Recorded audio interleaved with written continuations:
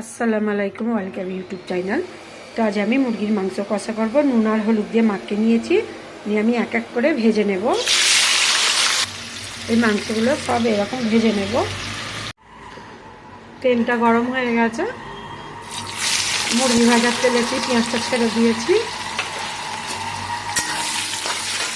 এদিকে পেঁয়াজটা ফ্রাই হচ্ছে, তখন এইদিকে আমি মশলাগুলো রেডি করছি। তো হলুদ গুঁড়ো দিয়ে দিচ্ছি 1.5 চামচ, ঝাল লঙ্কা দিয়ে দিচ্ছি 1 চামচ, জিরে গুঁড়ো 1 চামচ, ধনে গুঁড়ো 1 চামচ, কাশ্মীরি লাল লঙ্কা 1 চামচ, ব্যাস। নুনটা 1 চামচ দিয়ে এটা ফেটে নেব। এই যে ফেটে নিচ্ছি। পেঁয়াজ বাদামি কালার হয়ে গেছে, আদা রসুন বাটা মিক্স করে দিয়ে দিচ্ছি 1 চামচ, 1.5 চামচ মতন দিয়ে দিচ্ছি। দালচিনি, এলাচ, লং, তেজপাতা দিয়ে দিলাম, দিয়ে নেড়ে ছেড়ে নেব। তো দইয়ের সাথে যেই মশলাগুলো মাখিয়ে রেখেছিলাম সেগুলো দিয়ে দিচ্ছি। এটা ধুয়ে দেব। তো পিলাটা ধুয়ে দিয়ে দিচ্ছি, দিয়ে ভালো করে কষে নেব।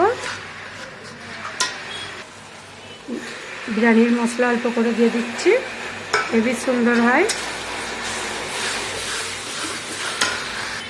সব কিছু মশলা দিয়ে তো কারি তৈরি হয়ে গেছে। মুরগির মাংসগুলো ঢেলে দেবো।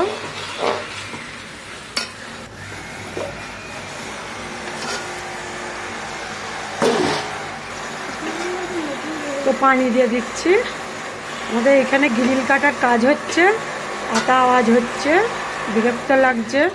কি করব, কিছু করার নেই।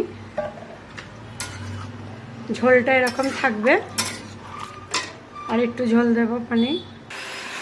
ঝোলটা এরকম থাকবে। তো সেদ্ধ হওয়ার লেগে আর একটু পানি দিচ্ছি। অলরেডি সেদ্ধ হয়ে আছে, ভাজার সময়তেই সেদ্ধ হয়ে গেছে। ঢাকান চাপা দেব। এদিকে চালের আটা রুটি হচ্ছে। এই যে তরকারি রেডি হয়ে গেছে। তো ভুলে গিয়েছিলাম তুলতে, কুটুমদের ঘরে সব দিয়ে হয়ে গেছে। সব অর্ধেক খাওয়া হয়ে গেছে বন্ধুরা, মনে পড়ে গেছে তরকারিটার কথাটা তুলেছি।